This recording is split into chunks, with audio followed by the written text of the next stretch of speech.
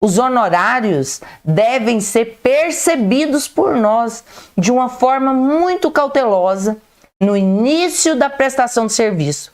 Porque depois, aquilo que não está ajustado, não está pactuado, você, enquanto profissional, por muitas vezes vai ter que ceder a pressões ou ceder à própria qualidade de trabalho que você prestou, não vai ser remunerada como você esperava, porque você não avaliou a qualidade do seu contrato de honorários. Porque contrato de honorários é aquilo que você tem que mais prezar como fonte de interesse do seu trabalho e proteção dele, para que você no trabalho desenvolva uma quantidade de tempo gigantesca e não faça desse tempo uma remuneração compatível. Então, um contrato de honorários tem que estar pronto antes da captação desse cliente. O contrato de honorários ele tem que estar pronto antes mesmo de você sair aí do seu escritório pensando em oferecer um tipo de serviço, seja ele extrajudicial ou judicial.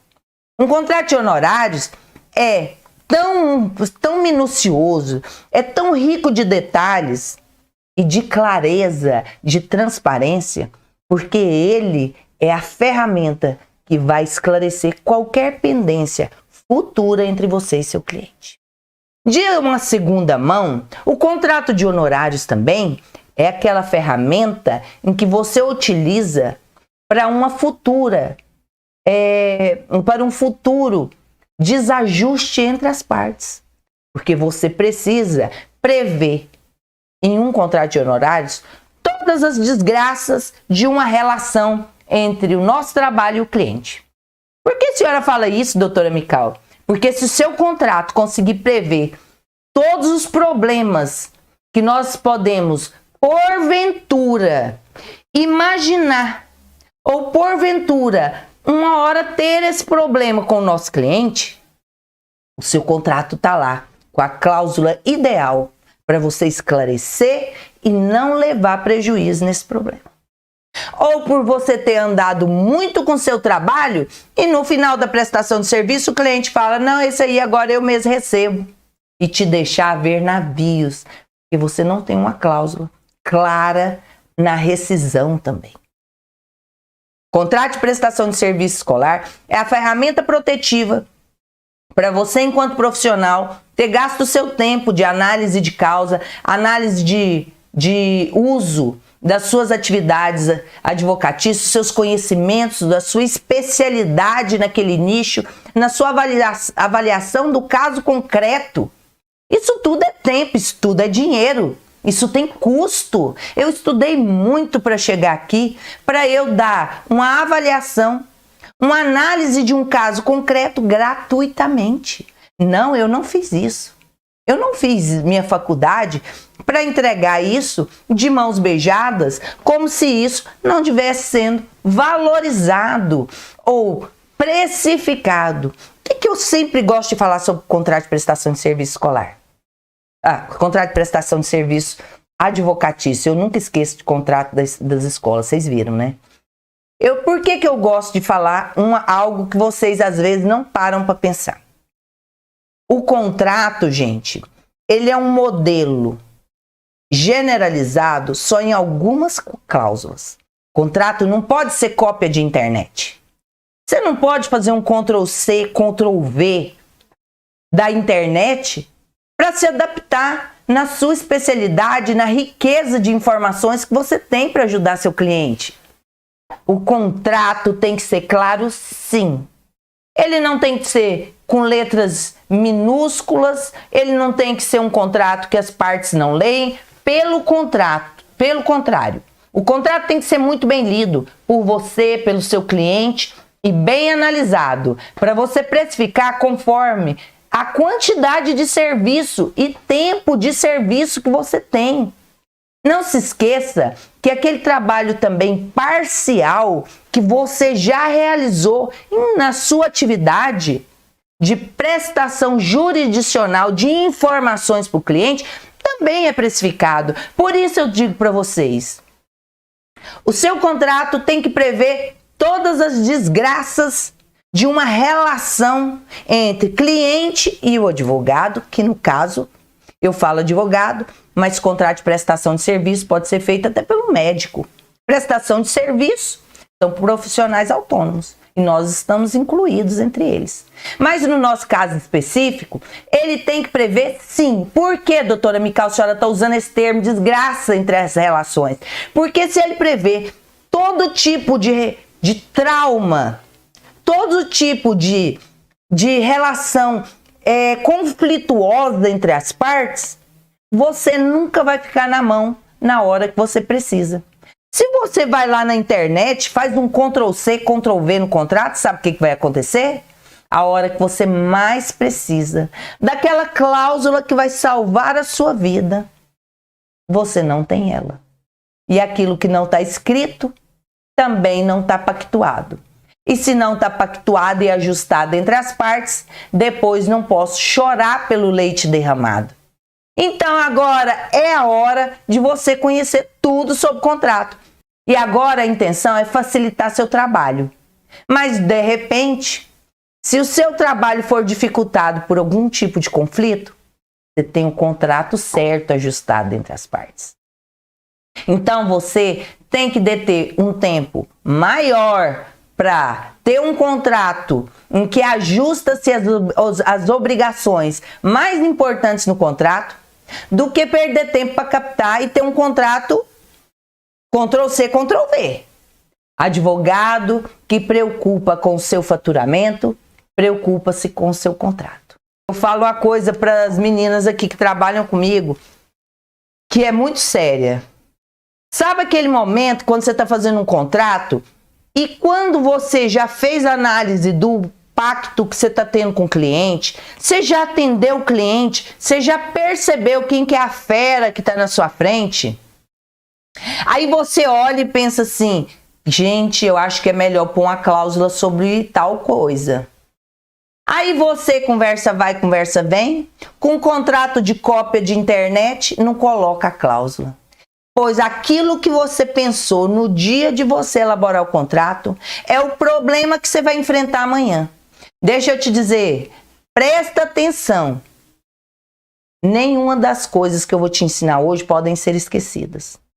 Porque é o seu pisca-alerta de agora, quando te chama atenção, é o seu problema de amanhã.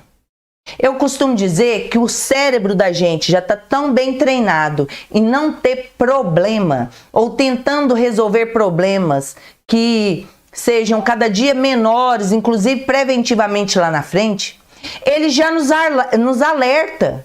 Ó, atenção, esse cliente aí, ele é difícil. Ó, atenção, o cliente vai caçar encrenca com sucumbência. Ó, o cérebro nos alerta. O cliente usa frases que te demonstra quais as intenções dele. Então, se seu pisca-alerta tocou, não se desespere. Preveja mais ou menos o que seu pisca-alerta tá tocando e vai lá no contrato. Acrescenta uma cláusula. Acrescenta a observação que você já está com o cérebro piscando. Porque esse vai ser o seu problema de amanhã. Olha, não tem problema que a gente não consiga resolver. Todos são passíveis de resolver. Mas se tem uma coisa que eu não gosto nessa vida é de perder dinheiro. Por quê? Porque é muito difícil ganhar dinheiro. É muito difícil. Para eu perder, porque eu não prestei atenção em contrato, lembra que eu estou falando para vocês. Contrato tem que prever problema, prever conflito, prever tragédia. Porque se ele prever todos esses conflitos, você não estará desamparado quando esse conflito aparecer. E aí, o primeiro problema que eu diria para vocês preverem no contrato, é trabalhar bem as cláusulas que se tratam do objeto da ação. O objeto do nosso trabalho. O objeto tem que ser descrito detalhadamente. Um contrato, na sua primeira parte, ele vai ter os contratantes. Você, que é prestadora de serviço, e o contratante que vai te contratar por uma prestação de serviço específica. Lembrem-se que esse contratante nem sempre será o autor da causa. Eu posso, por exemplo, ter uma ação em que eu vou assumir as responsabilidades de contrato da advogada, mas a ação ser para minha mãe, ser para minha irmã, ser para o meu filho.